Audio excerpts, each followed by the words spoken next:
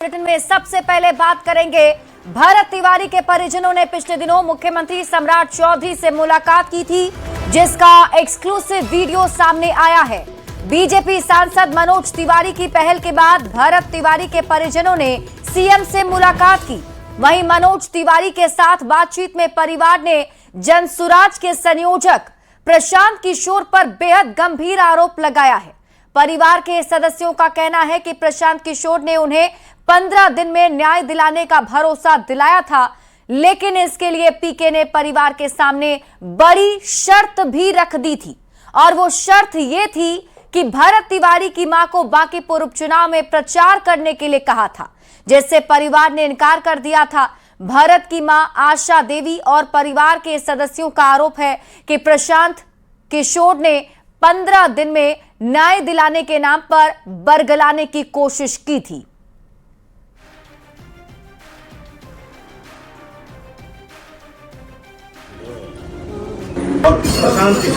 और इनको ये बोल कर गया कि हम आप चलिए हमारे साथ चुनाव में प्रचार। अब ये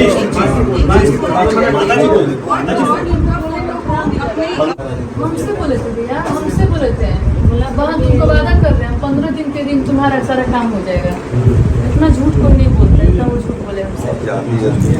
प्रशांत किशोर, हाँ प्रशांत किशोर क्या बोल रहा है ना कि मम्मी जी को प्रचार करने के लिए, तो बोले कि नहीं जाएंगे वो सब। 15 दिन आप बोले थे ना, 15 दिन कहाँ गया आपका 15 दिन? आज 1.25 महीना 1.5 महीना होने जा रहा है। उनको बुला करके अपने आवास कहाँ आवास पे बुलाए थे? वो कहाँ बुलाए थे? बेटा और बुला करके हम गए थे। प्रशांत किशोर बोल के गए थे ना, ये तो 15 दिन में न्याय दिलाएंगे। अब 15 दिन हो गए तो बोले कि हमारे लिए प्रचार करें।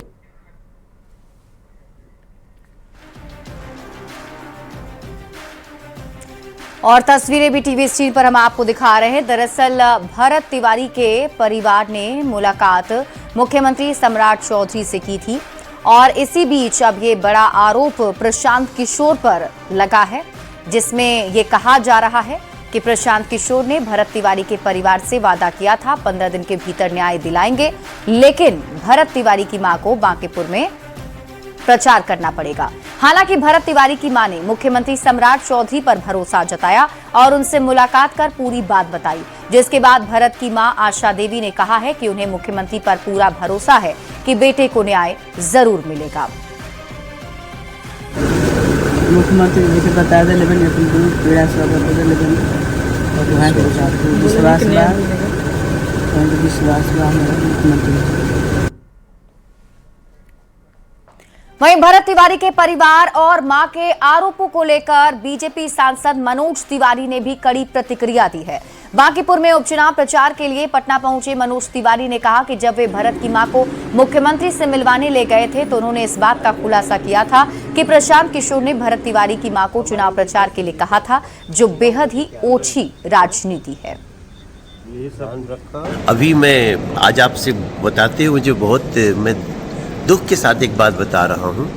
मैं अभी जब 2 दिन पहले हमारे जो भरत तिवारी जी की माता जी को मैं जब मुख्यमंत्री जी से मिलवाया, उन्होंने बहुत ही संवेदना के साथ उस परिवार से मिला, न्याय का भरोसा दिया। तो जब मैं उनकी माता जी के साथ बैठा तो पता चला कि उनकी माता जी को ये प्रचार के लिए बुला रहे थे ये लोग। और सोचिए कितनी माता जी के उनके भरत तिवारी के फोटो को लेकर ये घुमा रहे हैं। उनसे परिवार को बहुत तकलीफ है इस बात से। तो ऐसा काम करने वाले लोग कभी भी जनता के सामने स्वीकार नहीं। 30 जुलाई को बांकीपुर विधानसभा का उपचुनाव है। ऐसे में 28 जुलाई को प्रचार का अंतिम दिन है और सभी उम्मीदवारों ने अपनी पूरी ताकत झोंक दी है। बीजेपी के राष्ट्रीय अध्यक्ष नितिन नवीन के इस्तीफे से खाली हुई इस पर हो रहे उपचुनाव में पार्टी ने नीरज कुमार सिन्हा को उम्मीदवार बनाया है। ऐसे में बांकीपुर पर बीजेपी का कब्जा बरकरार रखने के लिए पार्टी जोर शोर से प्रचार कर रही है। बीजेपी के राष्ट्रीय अध्यक्ष नितिन नवीन ने खुद मोर्चा संभाल लिया है। आज उन्होंने बांकीपुर के वार्ड नंबर 36 सहित कई जगहों पर पदयात्रा की, लोगों से घर घर जाकर संपर्क किया और बीजेपी के पक्ष में वोट मांगा। बीजेपी के राष्ट्रीय अध्यक्ष नितिन नवीन खुद जो है लगातार पदयात्रा कर रहे हैं और बांकीपुर इलाके में वार्ड संख्या 36 में घूम रहे हैं। क्या लग रहा है, क्या मिजाज है? देखिए भाई, मैं आज अपने उस इलाके में है जहां पर मेरा बचपन बीता है। क्या रंजीत बाबू जी, मेरा बचपन बीता है और इन इलाकों में आज प्रधानमंत्री का मन की बात सुनने आए तो कहीं ना कहीं वो यादें जो बचपन की हैं, इन्हीं गलियों में क्रिकेट खेलकर बड़ा हुए और माँ पापा का साथ यहाँ पर रहा, तो कहीं ना कहीं ये अपने आप में बड़ी बात है।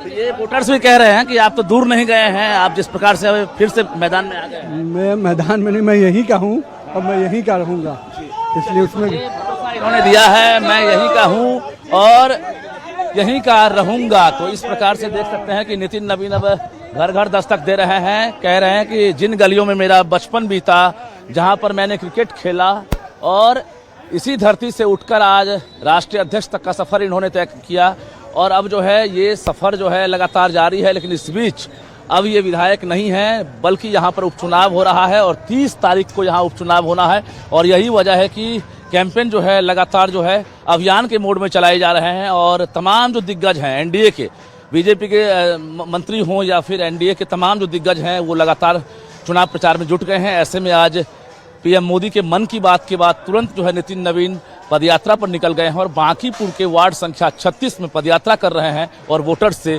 रूबरू हो रहे हैं। कैमरामैन मनीष के साथ रजनीश कुमार, न्यूज 18 पटना।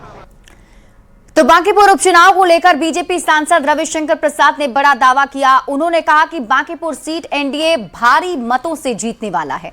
बांकीपुर में जनता का भूतपूर्व समर्थन मिल रहा है। बांकीपुर में जनता का अभूतपूर्व समर्थन मिल रहा है और हम पहले आपको बता दें कि बांकीपुर सीट एनडीए भाजपा बहुत ही भारी मतों से जीतने वाला। इधर बांकीपुर उपचुनाव को लेकर केंद्रीय मंत्री गिरिराज सिंह का बयान भी सामने आया। गिरिराज सिंह ने आरजेडी पर हमला बोला और कहा कि बीजेपी ने कार्यकर्ता को टिकट दिया है, किसी कॉर्पोरेट मैनेजर को नहीं। भारतीय जनता पार्टी को बांकीपुर की जनता ने लालू जी के समय भी आशीर्वाद दिया और अभी जो लोग 243 सीट लड़े तब तो अपने नहीं लड़ पाए, आज छुप करके संधि करके ये कर रहे हैं और भारतीय जनता पार्टी ने एक कार्यकर्ता को दिया है। भारतीय जनता पार्टी किसी कारपोरेट के मैनेजर को टिकट नहीं दिया है। ये अब जात भी फैला रहे हैं, ये सब्जी बाग में जाके माथा भी टेक रहे हैं। सासाराम से आपको बड़ी खबर बताते हैं। दिन दहाड़े 10 लाख की लूट की खबर मिल रही है। ज्वेलरी दुकान से आभूषण लूटे गए हैं। 6 बदमाशों ने एक साथ धावा बोला, हेलमेट से चेहरा ढके थे अपराधी। घटना का सीसीटीवी फुटेज भी सामने आ गया है। विक्रमगंज बाजार के आरा रोड की घटना बताई जा रही है। तो इस वक्त की बड़ी खबर आपको सासाराम से बता रहे हैं, जहां लूटपाट की वारदात को अंजाम दिया गया। ये सीसीटीवी फुटेज भी सामने आ गया है, जो तस्वीर टीवी स्क्रीन पर हम आपको दिखा रहे हैं।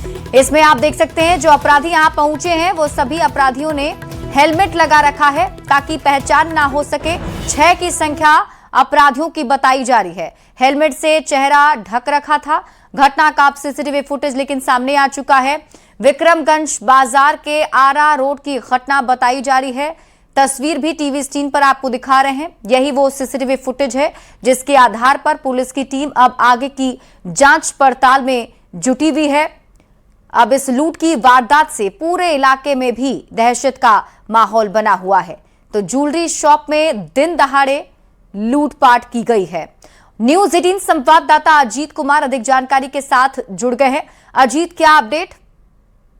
जी, इस जो लूट कांड हुई है उसमें जो पुलिस की जांच चल रही है, पुलिस की जांच में ये बात सामने आई है कि 5 की संख्या में अपराधी अंदर थे और कुछ अपराधी बाहर भी थे।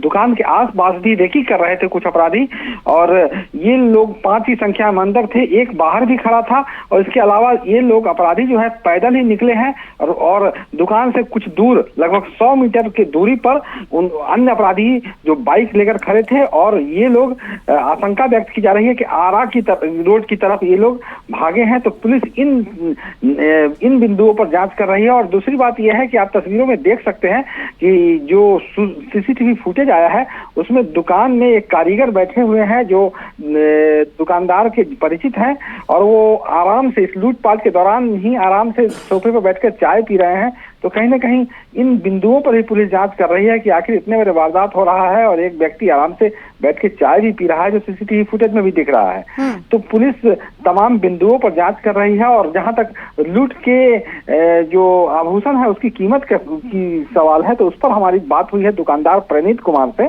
दुकानदार परिणीत तस्वीरों में देख सकते हैं, वो अंदर में है, काफी डरे हुए हैं। तो वो उनका कहना है कि अभी हमने मिलान किया है अपने आभूषण का, तो और उसकी कीमत अब पता चल रही है कि शुरू में आशंका थी कि लगभग 10 लाख का आभूषण की लूट हुई है, लेकिन अब लग रहा है कि 30 से 35 लाख के आभूषण उनके दुकान से लूटे गए हैं। जी ठीक है अजीत, आप इस खबर पर नजर बनाकर रखिए। शुक्रिया इस अपडेट के लिए।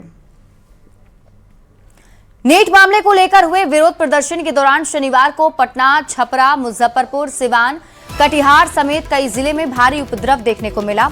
कहीं आक्रोशित भीड़ के पुलिस पर हमला किया तो कहीं पुलिस पिकेट में तोड़फोड़ की गई। वहीं अब पुलिस ने ऐसे उपद्रवियों की पहचान कर कानूनी कार्रवाई शुरू कर दी है।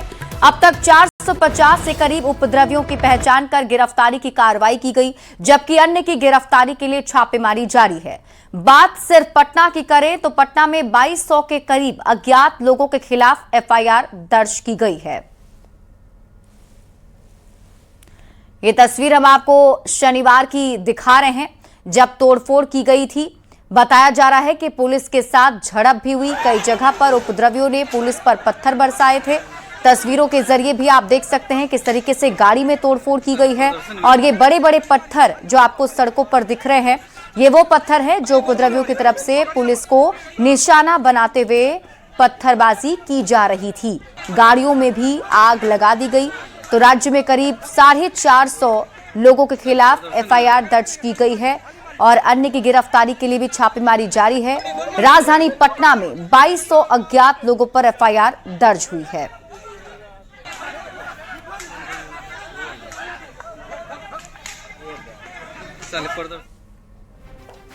बिहार विधानसभा में नेता प्रतिपक्ष तेजस्वी यादव विदेश यात्रा से वापस लौट आए हैं। पटना एयरपोर्ट पर आते ही तेजस्वी यादव ने बिहार बंद के दौरान बवाल और उपद्रवियों के खिलाफ पुलिस की कार्रवाई को लेकर बड़ा बयान दिया। तेजस्वी यादव ने कहा कि जब छात्रों के ऊपर किसी तरह की कार्रवाई नहीं करने पर सहमति बनी है, उसके बाद भी बिहार में पुलिस कई धाराओं में प्रदर्शनकारियों को जेल में क्यों बंद कर रही है, उनके खिलाफ क्यों कानूनी कार्रवाई की जा रही है। तेजस्वी यादव ने कहा कि बिहार में अगर कल तक गिरफ्तार या हिरासत में लिए गए प्रदर्शनकारियों को नहीं छोड़ा जाता है तो वे विपक्षी दलों के साथ मिलकर बड़ा आंदोलन करेंगे। वहीं इस दौरान सीएम पर भी आपत्तिजनक टिप्पणी की। और हर जगह से ये खबरें आ रही है कि बिहार में अलग अलग जिलों में जो है पुलिस ने गलत तरीके से जो है कार्रवाई की है, लोगों पर लाठियां बरसाई है, लोगों पर फर्जी मुकदमा किया है। तो हम कहना चाहेंगे कि कल तक अगर रिहा नहीं करोगे तो हम लोग एक बड़ा आंदोलन करेंगे और ये सरकार को हम बताना चाहेंगे, हम सब लोग जो है एकजुट होकर के जो मौजूदा सरकार है इसको हम लोग जब तक गिराएंगे नहीं तब तक ये मामला रुकने वाला नहीं। लंबे समय बाद पटना लौटे नेता प्रतिपक्ष तेजस्वी यादव ने आते ही बिहार की एनडीए सरकार पर आपत्तिजनक टिप्पणी करते हुए आंदोलन के दौरान गिरफ्तार छात्रों को तत्काल रिहा करने की मांग की। अब तेजस्वी यादव ने चेतावनी दी है कि अगर कल तक छात्रों को नहीं छोड़ा गया तो वे पूरे बिहार में आंदोलन करेंगे। वहीं तेजस्वी के इस बयान पर एनडीए ने भी पलटवार करते हुए उनके आरोपों को राजनीतिक बताया है। अब इस मुद्दे पर बिहार की सियासत गर्मा गई है। पर लोगों को बहकाने का काम कर रहे हैं और कहते हैं सड़क छाप मुख्यमंत्री। आपके पिताजी मुख्यमंत्री थे, वो कौन सा छाप थे? पूरे देश की जनता जान रही है बिहार को किस तरह से बदनाम करने का काम किया। आज कोई युवा मुख्यमंत्री, सशक्त मुख्यमंत्री अगर विकास के काम में लगा हुआ है और अपराध को रोकने में लगा हुआ है तो इनके सीने में दर्द हो रहा है, पेट में दर्द हो रहा है। पुलिस गोली चलाती है, अगर कोई उपद्रव करेगा तो पुलिस का गोली चलेगा, उपद्रवी पर चलता है। आप कह रहे हैं कि छात्रों पे, कोई छात्र नहीं था जिन पर मुकदमा हुआ है। छात्र इस तरह का हिंसक आंदोलन नहीं करते हैं। मॉनसून सत्र के समय वो विदेश की यात्रा पे थे और अब आज उनका बयान आया है कि मैं छात्रों को लेकर आंदोलन करूंगा। तो कहना नहीं चाहिए, लगेगा कि व्यंग कस रही हूं, मगर ये भी सत्य है कि आप क्या जाने भाई तेजस्वी जी कि छात्र क्या होता है और पढ़ाई करने के बाद किसी उच्च सोपान को प्राप्त करना क्या होता है। तो मुझे लगता है कि आप तफरीह करने जो 2-3 दिन के लिए आए हैं बांकीपुर चुनाव के बहाने, उसमें भाग लें और बिहार के बच्चों को, अनावश्यक छात्रों को किसी तरह न बरगलाएं। जेडीयू के राष्ट्रीय कार्यकारी अध्यक्ष संजय झा ने कहा कि पेपर लीक मामले को लेकर सरकार काफी गंभीर है और इसे रोकने के लिए सख्त कानून बनाया जा रहा है। उन्होंने ये भी कहा कि प्रधानमंत्री खुद इस पर नजर रखे हुए हैं और क्या कुछ उन्होंने कहा है आपको दिखाते हैं। संवेदनशीलता से सारे इशू को एड्रेस की है और प्रधानमंत्री जी डायरेक्ट फ्रंट से सारी चीजों को देखते हुए कम्युनिकेट कर रहे हैं। पेपर लीक फुल नहीं हो, फुल प्रूफ एग्जाम हो, उस डायरेक्शन में सारा इनिशिएटिव लिया गया है। और हम सब के लिए, एनडीए में भी और पूरा देश और खास करके युवाओं के लिए ये चीज था, पेपर लीक कोई इस साल हुआ है ये नहीं। आप सब जानते हैं कि जो विपक्ष के नेता घूम रहे हैं, अगर उसका डेटा निकाला जाए तो उनके सरकार में, उनके राज्यों में सैकड़ों पेपर लीक हुए। नीट छात्र आंदोलन पर जेडीयू एमएलसी नीरज कुमार ने भी बयान दिया। उन्होंने साफ तौर पर कहा कि जिन लोगों ने कानून को तोड़ा है उन्हें सजा जरूर मिलेगी। वहीं नीरज कुमार ने विपक्ष पर भी हमला बोलते हुए कहा कि अपने राजनीतिक हित के लिए विपक्ष ने छात्रों का इस्तेमाल किया है। छात्र आंदोलन में अनधिकृत प्रवेश, छात्रों के हितों की चिंता हम सब लोग कर रहे थे।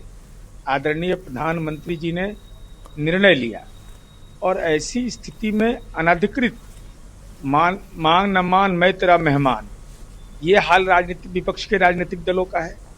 तो आप प्रतिबंधित क्षेत्र में उकसा रहे थे जाने का, हिंसात्मक तोड़ फोड़ में को सही ठहरा रहे थे। तो कानून किस बात के लिए है? क्रिमिनल मेजर एक्ट्स के तहत तो कार्रवाई होनी ही चाहिए। वो छात्रों का भविष्य बर्बाद आप करने पर तुले हुए हैं। भागलपुर में छात्र आंदोलन के दौरान हुई पत्थरबाजी और तोड़फोड़ के मामले में पुलिस ने बड़ी कार्रवाई की है। 40 से अधिक लोगों को हिरासत में लिया गया है और उपद्रवियों की पहचान के लिए 150 से ज्यादा तस्वीरें जारी की गईं। कैमरों में कैद हुए आरोपियों की गिरफ्तारी के लिए लगातार छापेमारी की जा रही है। एसएसपी ने स्पष्ट किया है कि दोषियों को किसी भी सूरत में बख्शा नहीं जाएगा।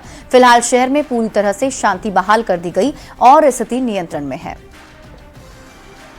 आंदोलन के दौरान भागलपुर में हुई पत्थरबाजी और तोड़फोड़ के मामले में भागलपुर पुलिस की ओर से बड़ी कार्रवाई की गई है। अब तक इस मामले में 40 से ज्यादा लोगों को डिटेन किया गया है, जबकि 150 से ज्यादा लोगों की तस्वीर जारी की गई है। बता दें कि कल छात्र आंदोलन के दौरान तिलका मांझी चौक पर काफी संख्या में छात्र एकजुट हुए थे और इस दौरान पत्थरबाजी की गई थी। पुलिस की गाड़ी को तोड़फोड़ किया गया था।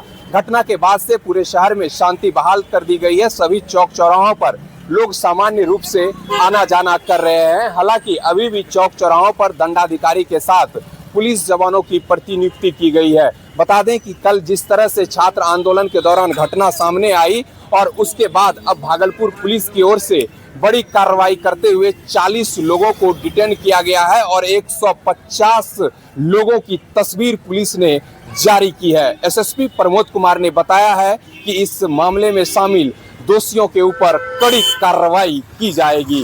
विकास कुमार सिंह, न्यूज 18 भागलपुर। खबर सीतामढ़ी से है, जहां नीट परीक्षा पेपर लीक के विरोध में हुए प्रदर्शन के दौरान कल सीतामढ़ी में जमकर हिंसा और उपद्रव हुआ। प्रदर्शनकारियों ने कई वाहनों में आग लगा दी और पुलिस पर पथराव किया, जिसमें एसपी अमित रंजन समेत कई पुलिसकर्मी घायल हो गए। पुलिस वाहनों को भी नुकसान पहुंचाया गया। घटना के बाद अब तक 8 लोगों को हिरासत में लिया गया है। उपद्रवियों की पहचान के लिए उनकी तस्वीरें भी सोशल मीडिया पर जारी की गई और डुमरा, पुनौरा थानों में अलग अलग एफआईआर दर्ज कर विशेष टीम आरोपियों की गिरफ्तारी के लिए लगातार छापेमारी कर रही है। यह वही समाहरणालय है जहां कल नीट परीक्षा लीक मामले को लेकर जो छात्रों का आंदोलन हुआ था वह अचानक से उग्र हो गया और उस आंदोलन की आड़ में भारी तादाद में सीतामढ़ी समाहरणालय पर उपद्रवियों ने पहुंचकर तोड़फोड़ करने की कोशिश की और पुलिस पर हमला किया। उस हमले में सीतामढ़ी के एसपी अमित रंजन घायल हो गए, ट्रैफिक इंस्पेक्टर घायल हो गए और कई पुलिसकर्मियों को गंभीर चोटें लगी हैं। आपको बता दें कि यह वही समाहरणालय है जहां पर उपद्रवी कब्जा करना चाह रहे थे और समाहरणालय में तोड़फोड़ करने के फिराक में थे और जिसको लेकर सीतामढ़ी पुलिस ने उन पर बल प्रयोग किया और इसी घटना में कई जो पुलिसकर्मी थे वो घायल हो गए। तो स्थिति मैं आपको बता दूं कि सीतामढ़ी जो पुलिस है अब तक 64 ऐसे संदिग्ध उपद्रवी हैं, उनकी तस्वीर को सोशल मीडिया पर जारी किया है। सीतामढ़ी समाहरणालय की तस्वीर है। सीतामढ़ी पुलिस के द्वारा लगातार एक टास्क फोर्स का गठन किया है और ऐसे उपद्रवियों को गिरफ्तार करने के लिए लगातार छापेमारी की जा रही है। इतना ही नहीं, सीतामढ़ी के डुमरा थाना, नगर थाना और पुनौरा थाने में पुलिस के द्वारा एफआईआर दर्ज किया गया है, जिसमें अज्ञात लोगों समेत सैकड़ों लोगों को नामजद अभियुक्त बनाया गया है। तो तस्वीर आप देख सकते हैं, सीतामढ़ी समाहरणालय की यह तस्वीर है। आज यहाँ सन्नाटा पसरा है, लेकिन कल यहाँ पर भारी बवाल हुआ था। राकेश रंजन, न्यूज़ 18, सीतामढ़ी।